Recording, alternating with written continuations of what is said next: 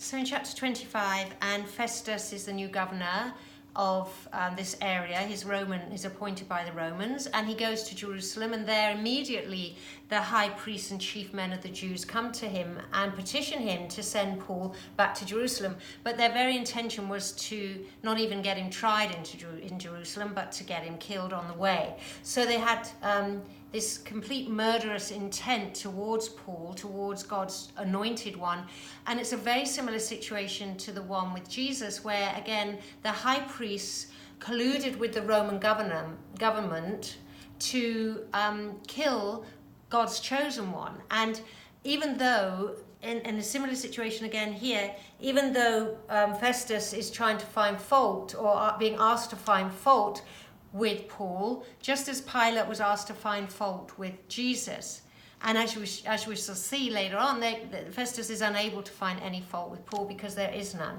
But the main point I want to make here is that the Jewish temple system, the high priests and the chief men, are breaking every single one of the Ten Commandments in trying to kill Paul, and they're even committing adultery with Rome.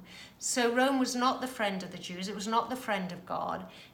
Rome came in as an oppressor, was putting extortionate taxes and burdens on the Jewish people, and yet the high priests were prostituting themselves with this oppressive power in order to murder the anointed one of God. So remember, the Ten Commandments were not an ethical code. They were a covenant.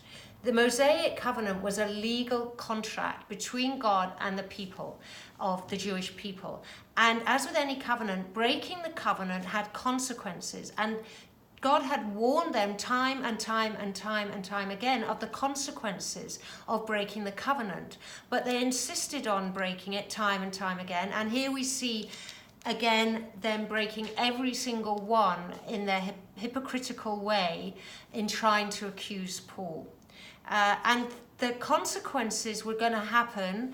This is about AD 58. By AD 66, we see God turning the tables on the Jews and using the Romans themselves to surround Jerusalem and to pour out the final judgment upon the city and the temple between AD 66 and AD 70. So, but here, what's happening is that God again is using the Romans, using the Jews for his purposes. And so we see what those purposes are when it comes to Paul coming in front of Festus, and Festus asking Paul, are you willing to go to Jerusalem to be tried by this council? And he says, no, I'm not. I am not deserving of death, and they are trying to kill me, but I am now appealing to Caesar. So he's appealing to Caesar as was his right as a Roman citizen, which means that he would go to Rome and place his case before Caesar himself. So he's going to stand now. From now on here, he's going to stand before kings and emperors. And even now, after a few days, King Agrippa comes. Now, King Agrippa is a king from the Herod dynasty, and we've heard about Herod right the way back from Jesus' time, who killed all the young boys trying to kill the Christ. We heard about Herod when he killed James, and now we hear about another Herod, King Agrippa, who now comes down, and Festus sort of says to him, look, I need you to listen to what this Paul has to say, because I have to send him to Caesar. Augustus is Caesar.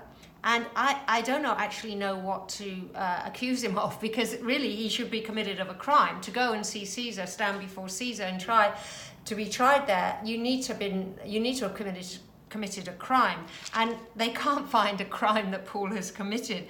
So now Festus asks Agrippa to help him basically find the crime that he can send Paul to Caesar, the letter that he's going to send with Paul to Caesar with the crime that he's supposedly committed. For he said it seems unreasonable to send a prisoner and not to specify the charges against him. So actually the Romans, once again, are behaving in a far more reasonable way than these murderous and wicked and perverse temple priests.